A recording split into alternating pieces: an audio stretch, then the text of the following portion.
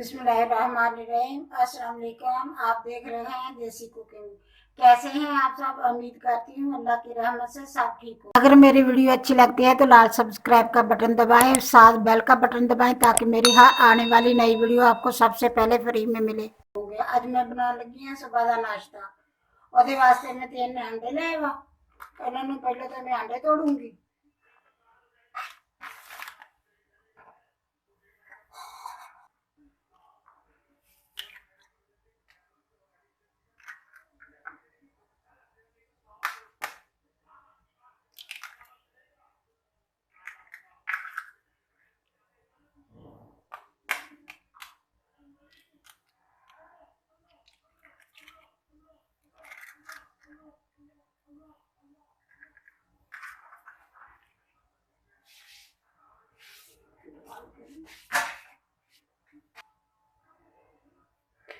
बिस्मिल्लाहिर्रहमानिर्रहीम। अंडे में 3 डाले हम मैं डालूंगी नमक। नमक में लिया वा आधा चम्मच, छोटे वाला आधा चम्मच। तुसी आपदे टेस्ट के हिसाब नाल लवोगे।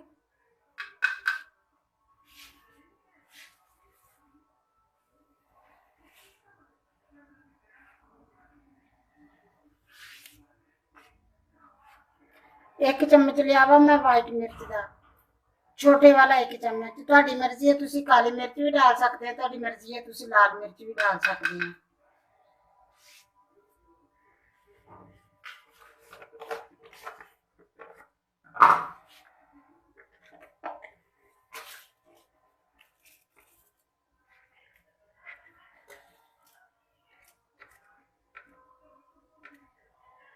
एक चम्मच कुटी हुई लाल मिर्च का लिया।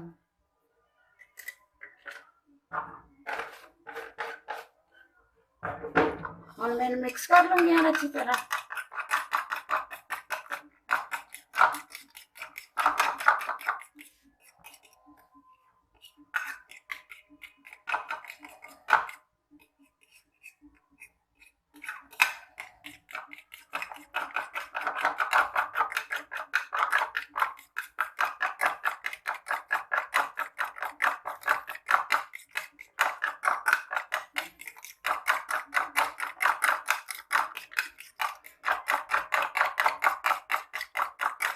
अंडे में अच्छी तरह फेंट लिया। हम मैं पैन रख दी चूल्हे पे।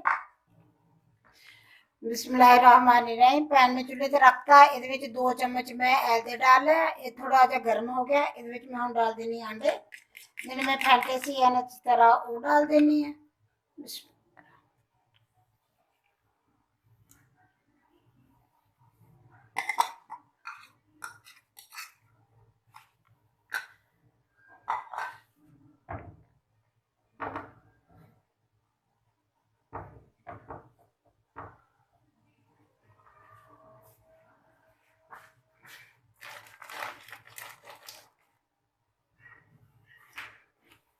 थोड़े जे इन्हां नूं पकन दूंगी फिर मैं अगे तुहानूं दिखानी है।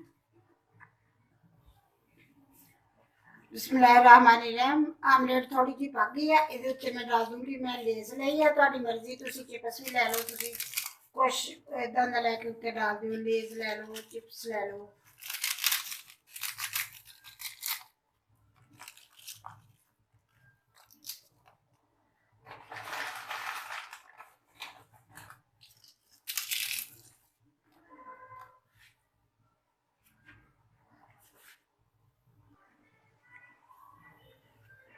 थोड़ा जा प्याज, 2 चम्मच मैं प्याज दे लाया वो डाल दूंगी।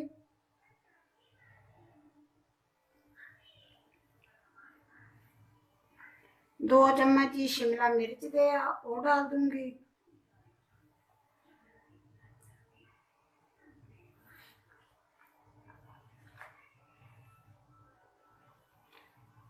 दो सब्ज मिर्चा बरीक बरीक कटियां, कड़वियां नहीं दियां है ते दो मैं कट लियां थोड़ी है ना।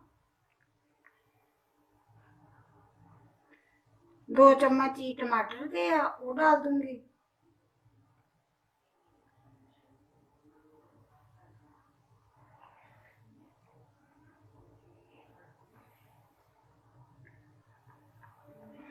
थोड़ी जी बंद गोभी ली, पत्ता गोभी जी होंगी वो ली है वो डाल दूंगी। ताड़ी मर्जी है, तुसी इस तो अलावा भी कोई सब्जियां होर डालनियां चाहते तो डाल दो।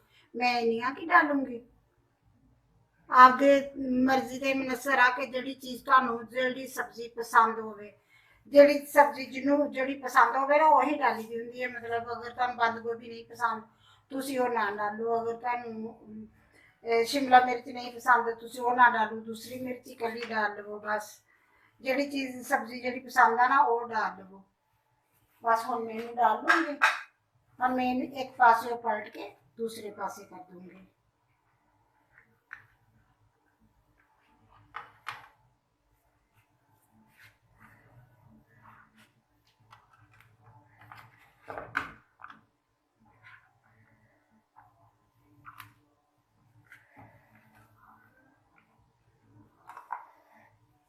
हुण इन्हूं मैं थोड़ी देर पकाऊंगी ढक्कन दे के ना, इन्हूं थोड़ी देर पकाऊंगी।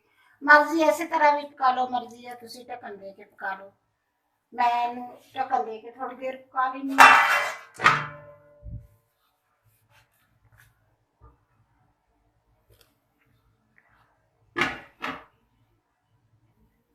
ढक्कन दे के मैं 2 मिनट पकाऊंगी इन्हूं, फिर मैं ढक्कन उठा के फिर तुहानूं दिखाऊंगी। बिस्मिल्लाहिर्रहमानिर्रहीम। 2 मिनट हो गए, हुण मैं इहदा ढक्कन चुकदी हां।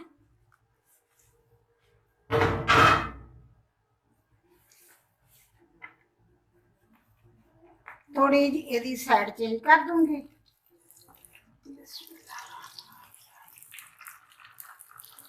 इधरों बन गया माशाल्लाह, बहुत अच्छा बन गया। 2 मिनट उधरों पकाऊंगी, लेकिन मैं हुण इहदे ते ढक्कन नहीं लाऊंगी, इस तरह ही इहनूं पकाऊंगी 2 मिनट वास्ते।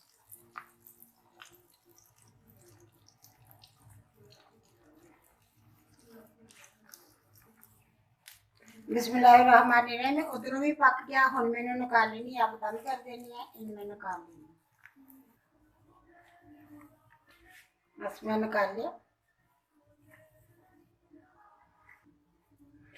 बिस्मिल्लाहिर्रहमानिर्रहीम। आमलेट मेरी बन के तैयार होगी माशाल्लाह, बहुत अच्छी बनी है। हुण मैं तुहानूं कट के दिखानी है। सुबह तुसीं नाश्ते च लवो, बच्चिआं नूं लंच बॉक्स च दिओ, माशाल्लाह बहुत अच्छी है। मैं कट के दिखाऊंगी तुहानूं। सब्जियां भी आ जांदियां नाल, अंडे भी आ जांदे आ नाल। अगर बच्चे भी सब्जियां नहीं खांदे, अगर तुसीं बच्चिआं नूं दे रहे हैं तो फिर तुसीं सब्ज मिर्च ना डालो, क्योंकि मिर्च तेज़ हुंदी है, बच्चिआं दे मूँह च आउंदी है ना, तो फिर बच्चे ते चीखदे आ। आ देखो जी लोग हजे गर्म है, इसलिए मैं हाथ नहीं लगा रही। माशाल्लाह बहुत अच्छा बनया। नाश्ते दे विच खाओ तुसी, लंच बॉक्स च दिओ। अगर कोई है कि घर आया है कोई, फटाफट उन्होंने नाश्ते च या उन्होंने दोपहर वास्ते कोई चीज़ बना के देनी है तो फटाफट तुसी बना के दे सकते हैं। 2 मिनट 5 मिनट लगते, 5 मिनट च तैयार हो जाता है। अगर मेरी वीडियो पसंद आए लाइक करना, शेयर करना, सब्सक्राइब करना। अल्लाह हाफिज़।